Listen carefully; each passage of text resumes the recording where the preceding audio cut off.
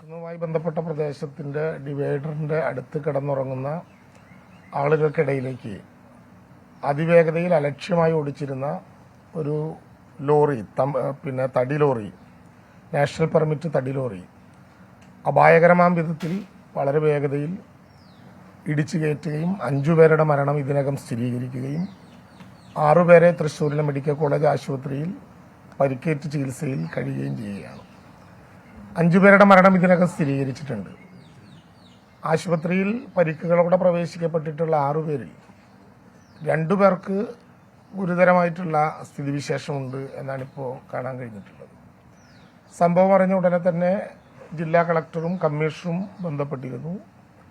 ഏതാനും മിനിറ്റുകൾക്കകം ഞങ്ങളുടെ നിർദ്ദേശമനുസരിച്ച് കമ്മീഷണറും കളക്ടറും നേരിട്ട് സ്ഥലത്തെത്തിച്ചേർന്ന് അവിടെ ഉണ്ടായ സംഭവങ്ങളെ സംബന്ധിച്ചിട്ടുള്ള ഒരു വളരെ വിശദമായിട്ടുള്ള റിപ്പോർട്ട് സർക്കാരിന് നൽകും. തുടർന്നുള്ള നടപടിക്രമങ്ങൾ മുഴുവൻ കോർഡിനേറ്റ് ചെയ്യാൻ ജില്ലാ കളക്ടറെ ചുമതലപ്പെടുത്തിയിട്ടുണ്ട്.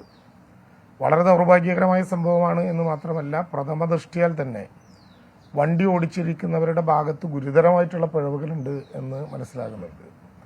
കണ്ണൂരിൽ നിന്ന് തടി കയറ്റിയിട്ടുള്ള വണ്ടിയാണ് കടന്നു വന്നിട്ടുള്ളത്. മാഹിയിൽ വണ്ടി നിർത്തി മദ്യം മേടിച്ച് വണ്ടിയിലുണ്ടായിരുന്ന 2 പേരും, ക്ലീനറും ഡ്രൈവറും. മന്ത്രി കെ രാജൻ സംസാരിക്കുകയായിരുന്നു. 2 പേരുടെ ആരോഗ്യനില ഗുരുതരമാണ് എന്നുള്ളതാണ് ആശുപത്രിയിൽ നിന്ന് ലഭ്യമാകുന്ന വിവരം. വണ്ടി ഓടിച്ചവർക്ക് ഗുരുതര വീഴ്ച സംഭവിച്ചു എന്ന വിമർശനം മന്ത്രിയും ഉയർത്തുന്നുണ്ട്. അതങ്ങനെ തന്നെയാണ്. മദ്യലഹരിയിലായിരുന്നു ഇവർ എന്നുള്ള കാര്യം പോലീസ് സ്ഥിരീകരിച്ചിട്ടുണ്ട്.